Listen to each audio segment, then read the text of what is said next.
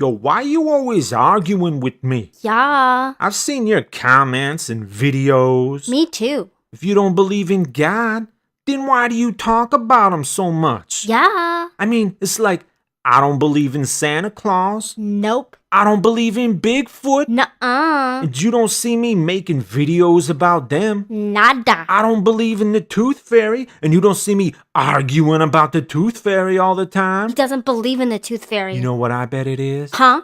You hate God. Yup. You're mad at God. Amen. Did something bad happen to you? Well, Or maybe it's just because you know God's gonna judge you. that is brilliant. Atheists just hate God. I want you inside me.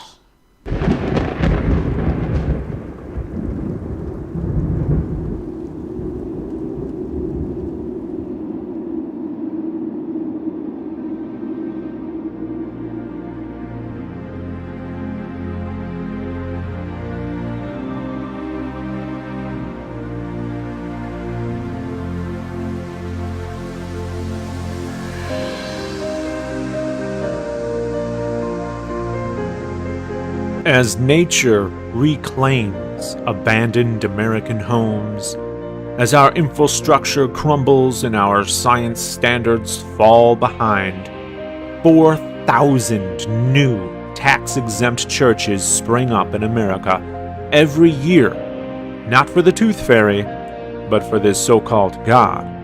There's hundreds of thousands of them, outnumbering schools, stores, restaurants, museums. These churches fill my neighbors' heads with notions of God, a God who's everywhere all at once, but they have to go to the church to give him money. Curious.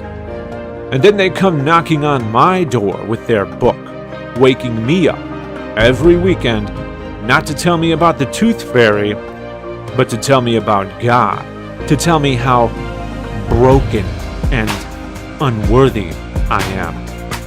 If all this were done in the name of the Tooth Fairy, might you have something to say about it? The book of this supposed God is the best-selling book of all time, not because people want to read it, but because it gets pushed upon everybody.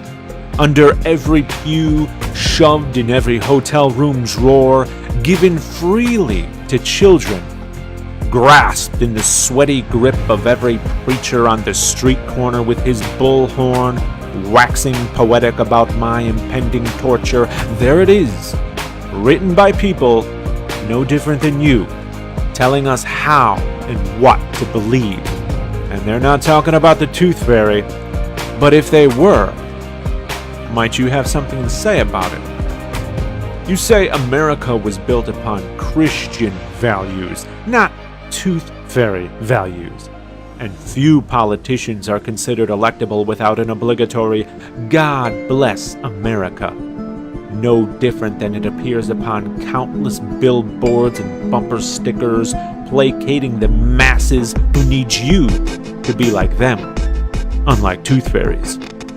Our lives are governed by these politicians whose policies are dictated by the God-believing majority, not the Tooth Fairy-believing majority. But if it were, might you have something to say about it?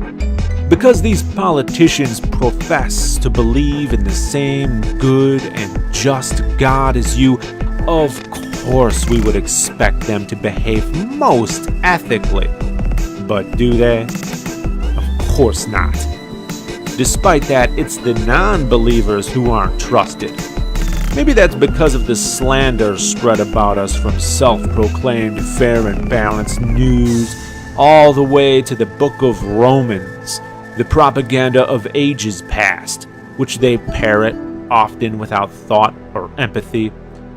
Or maybe it's because we dare to object. Is that really so outlandish?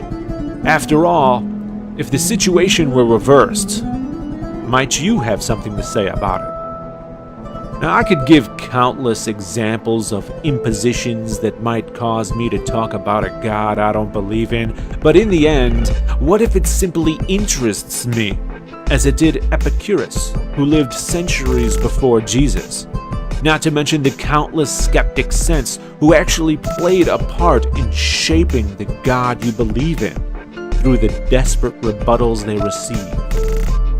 Now, I know I'm not oppressed. I'm no victim. Maybe that's because I choose not to be. But as I see many Christians crying about their persecution simply because they can't be the even greater imposition they want to be, I can't help but shake my head and wonder how in the world they would cope with an extra mile in my shoes. Believer, I don't talk about God because I know He exists. I talk about God because I know you exist.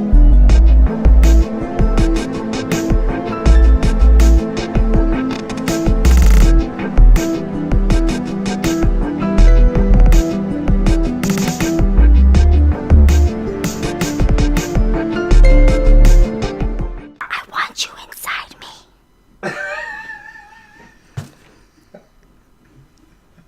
Okay. Can you do me a favor?